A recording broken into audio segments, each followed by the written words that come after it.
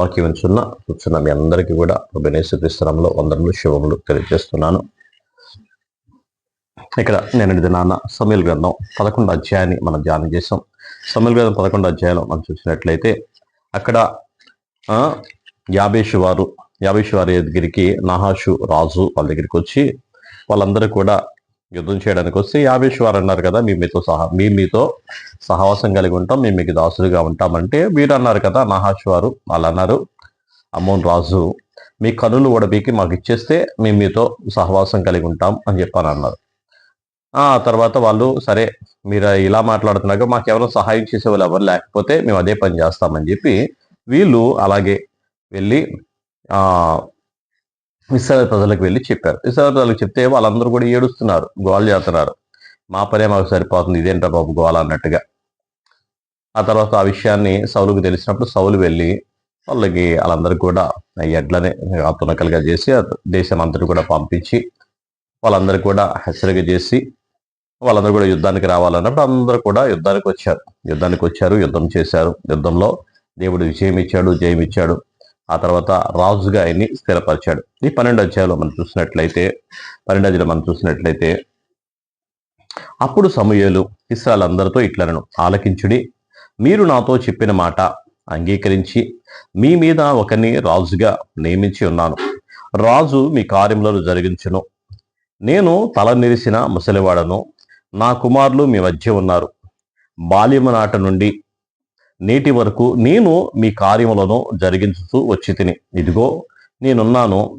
నేనెవని ఎద్దునైనను తీసుకుంటున్నా, ఎవని గార్ధవమునైనను పట్టుకుంటున్నా, ఎవనికైనా అన్యాయం చేసి తినా, ఎవరినైనా బాధ పెట్టిదినా, న్యాయము నాకు అగుపడకుండా ఎవని యొద్దనైనా లంచము పుచ్చుకుంటున్నా, అలాగూ చేసినట్లా యెహోవా సన్నిధిని ఆయన అభిషేకం చేయించిన వాని వాడు నా ఎదుట సాక్ష్యం పలకవలను. అప్పుడు నేను మీ ఎదుట దాన్ని మరలా ఇత్తునని అనెను. నీవు మాకు ఏ అన్యాయమైనను ఏ బాధైనను చేయలేదు, ఏ మనుషుని ఎద్దుైన గాని దేనినైనను తీసుకోలేదు అని వారు చెప్పగా, అతడు అట్టిది నా యొద్ద ఏదియు మీకు దొరకదని యెహోవాయును ఆయన అభిషేకం చేయించిన వాడును ఈ దినమున మీ మీద సాక్షులే ఉన్నారు అని చెప్పినప్పుడు, సాక్షులే అని వారు ప్రత్యుత్తరం ఇచ్చిరి. మరియు సమూయేలు జనులతో ఇట్లనెను, మోషేను అహరోను నిర్ణయించి మీ పితరులను ఐగుప్తు దేశం నుండి రప్పించిన వాడు యెహోవాయే గదా. కాబట్టి యెహోవా మీకును మీ పితరులకును చేసిన నీతి కార్యములను బట్టి యెహోవా సన్నిధిలో నేను మీతో వాదించినట్లు మీరు ఇక్కడ నిలిచి ఉండుడి. హల్లెలూయా. ఇక్కడ మాట్లాడుతూ సమూయేలు రాజుగారిగా సౌల్ని నిలబెట్టిన తర్వాత, సౌల్ని రాజుగా అక్కడ ఏర్పాటు చేసిన తర్వాత, మొట్టమొదటిగా రాజ్య సింహాసనం మీద సౌలు కూర్చున్న తర్వాత మొట్టమొదటి ప్రతివాదిగా సమూయేలే నిలబడ్డాడు. నిలబడి అక్కడ చెప్తున్నాడు, నేను ఎవరి దగ్గరైనా, మీరందరూ ఇక్కడ జనమంతా ఉన్నారు కదా, రాజుగారంటే అక్కడ కూర్చొని న్యాయం తీర్చేవాడు ఆయన, ప్రజలందరికీ కూడా న్యాయం చేసేవాడు ఆయన, అందరూ కూడా పరిపాలించేవాడు. మొట్టమొదటిగా నేనే వస్తున్నాను, నేను వచ్చి మీ మధ్య అడుగుతున్నాను. నేను చిన్ననాటి నుండి కూడా మీ మధ్య ఉన్నాను. ఇప్పుడు తల నిలిచిన వాడిని, బాల్యము నుండి కూడా మీ మధ్య ఉన్నాను.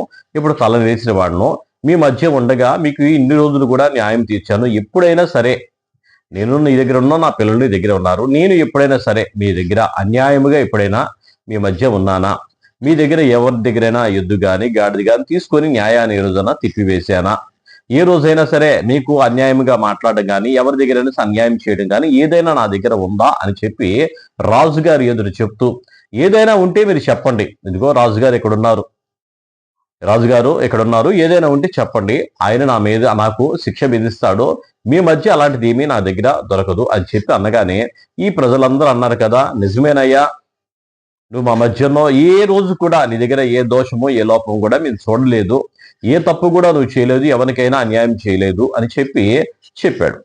చెప్పిన తర్వాత సమూయేలు గారు మళ్ళా అంటూ, ఇప్పుడు మీరందరూ కూడా నా విషయమై మీరు సాక్షులుగానే ఉన్నారు. అయితే నేను ఇప్పుడు మీ ఎదుట ఒక మాట చెప్తాను, ఆనాడు ఐగుప్తులోని రప్పించింది యెహోవాయే. మీ పితరులైన వారందరూ కూడా ఐగుప్తు దేశంలోని బయటికి తీసుకొని వచ్చింది ఆయనే. మోషే అహరోనులు ఏర్పాటు చేసుకొని ఆయన మిమ్మల్ని తీసుకొని వచ్చాడు. ఆయనే రాజుగా ఉన్నాడు, ఆయనే అధికారిగా ఉన్నాడు. చూడండి 8వ వచనంలో, యాకోబు ఐగుప్తునకు వచ్చిన పిమ్మట మీ పితరులు యెహోవాకు మొరపెట్టగా ఆయన మోషే అహరోనులను పంపినందున వారు మీ పితరులను ఐగుప్తులో నుండి తోడుకొని వచ్చి ఈ స్థలమందు నివసింపచేసిరి. అయితే వారు తమ దేవుడైన యెహోవాను మరచినప్పుడు ఆయన వారిని హాసోరు యొక్క అధిపతి అయిన సిసెరా చేతికి, ఫిలిష్తీయుల చేతికి, మోయాబు రాజు చేతికి అమ్మివేయగా వారు ఇశ్రాయేలులతో యుద్ధం చేసిరి. అంతటా వారు మేము యెహోవాను విసర్జించి బయలుదేవత అష్టారో దేవతలను పూజించినందున పాపము చేసితిమి. మా శత్రువులో చేతుల నుండి నీవు మమ్మను విడిపించిన ఎడల మేము నిన్ను సేవించదమని యెహోవాకు మొరపెట్టగా యెహోవా యెరుబ్బయలును, బెదానును, యొఫ్తాను, సమూయేలును పంపి నలుదిశలా మీ శత్రువుల చేతుల నుండి మిమ్మును విడిపించినందున మీరు నిర్భయముగా కాపురం చేయుచున్నారు. చూడండి, వాళ్ళందరికీ కూడా మధ్యలో నిలబడి సమూయేలు గారు చెప్తూ ఉన్నాడు, చూడండి మీరు ఐగుప్తు దేశంలోండి వచ్చినప్పుడు, ఐగుప్తులోండి బయటకు వచ్చినప్పుడు ఆ దేవుడే అహరోను మోషేని ఏర్పాటు చేసుకుని ప్రజలను తీసుకొని వచ్చి వారితో యుద్ధం చేసి ఇక్కడ మీరు స్థిరపరిచారు. ఇక్కడ మీరు స్థిరపరిచిన తర్వాత కూడా మీరు దేవుని విడిచి, దేవుని మాట వినకుండా, దేవునికి విరోధంగా మీరు దేవుని ఎదురు పాపం చేసి ఇక్కడ బయలుదేవతలు, అష్టాదశ దేవతలు పూజించి వారి యొక్క ఆచార క్రమాలను కూడా మీరు పాటించి మీ పిల్లలందరూ కూడా అగ్నిగుండంలో దాటించి అగ్నిగుండంలో వేసినప్పుడు, వీరు పాపంలో చిక్కుకున్నప్పుడు, మీరు కష్టాలు, నష్టాలు, బాధలు, ఇబ్బందులు పడుతూ ఉన్నప్పుడు, అప్పుడు మీరు మరలా దేవుని తట్టు తిరిగి ఏడ్చినప్పుడు దేవుడే మరలా ఏం చేశాడు, అక్కడ కొంతమందిని మరలా లేపాడు. యెరుబ్బయలు లేపాడు, బెదాదును లేపాడు, యొఫ్తాను లేపాడు, సమూయేలు లేపి వీళ్ళందరి మధ్యలో కూడా వారిని మీ అందరికీ కూడా శాంతిని, సమాధానాన్ని, నెమ్మదిని ఇచ్చాడు. శత్రువు చేతుల నుండి, శత్రువు భయం నుండి మిమ్మల్ని విడిపించాడు కదా అని చెప్పి 12వ వచనంలో, అయితే అమ్మోనీయుల రాజైన నహాషు మీ మీదికి వచ్చుట మీరు చూడగానే మీ దేవుడైన యెహోవా మీకు రాజై ఉన్నను. ఆయన కాదు ఒక రాజు మిమ్మును ఏలవలనని మీరు నాతో చెప్పిదిరి. కాబట్టి మీరు కోరి ఏర్పరచుకున్న రాజు ఇతడే. యెహోవా అతనిని మీ మీద రాజుగా నిర్ణయించి ఉన్నాడు. మీరు యెహోవా యందు భయభక్తులు కలిగి ఆయన మాటను విని ఆయనను సేవించి ఆయన ఆజ్ఞను భంగము చేయక మీరును మిమ్మును ఏలు రాజును మీ దేవుడైన యెహోవాను అనుసరించిన ఎడల మీకు క్షేమము కలుగును. హల్లెలూయా. వారందరికీ కూడా నిలబడి చెప్తున్నాడు, నహాషు రాజు మీ మీదకి రాగానే మీరందరూ కూడా ఒక రాజును కావాలని చెప్పేసి మాకు రాజుని ఏర్పాటు చేయమని మిమ్మల్ని అడిగారు. కానీ రాజు మిమ్మల్ని కాపాడలేడు, దేవుడే మిమ్మల్ని కాపాడతాడు. మీరు పాపం చేస్తే శత్రువుని దేవుడే లేపుతాడు. ఆటోమేటిక్గా శత్రువు వచ్చేస్తాడు. మీరు దేవుని సన్నిధి తొలగిపోగానే శత్రువు కాచుకునే కూర్చుంటాడు. శత్రువు కాచుకొని కూర్చున్నప్పుడు మీరన్నారు కదా, దేవుడు కాదు మాకు రాజును పంపించినాడు, రాజుని ఏర్పాటు, ఇదిగో ఇతనే ఆ రాజు, మీరు ఏర్పరచుకున్న రాజు. అయితే మీరు మాట వినండి. మీరు యెహోవా యందు భయభక్తులు కలిగి ఆయన మాట విని ఆయన సేవించి ఆయన ఆజ్ఞను భంగము చేయకుండా ఉంటే మీరు కానీ, మీ రాజు కానీ, మీ రాజ్యం కానీ క్షేమంగానే ఉంటది. మీరు ఎప్పుడు కూడా దేవుని భయభక్తులు కలిగి ఉంటే మీరు ఎప్పుడు కూడా సంతోషంగానే ఉంటారు. అయితే యెహోవా మాట వినక ఆయన ఆజ్ఞ భంగము చేసిన ఎడల యెహోవా హస్తము మీ పితరులకు విరోధంగా ఉండినట్లు మీకును విరోధంగా ఉండును.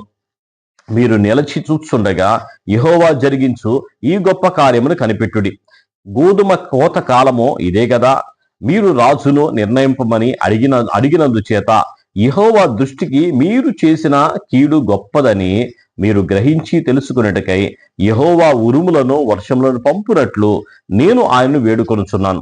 సమూయేలు యెహోవాను వేడుకున్నప్పుడు యెహోవా ఆ దినమున ఉరుములను వర్షములను పంపగా జనులందరూ యెహోవాకును సమూయేలుకును బహుగా భయపడి సమూయేలుతో ఇట్లండ్రి, రాజును నిర్ణయించమని మేము అడుగుట చేత మా పాపములన్నిటికీ మించిన కీడు మేము చేసితిమి.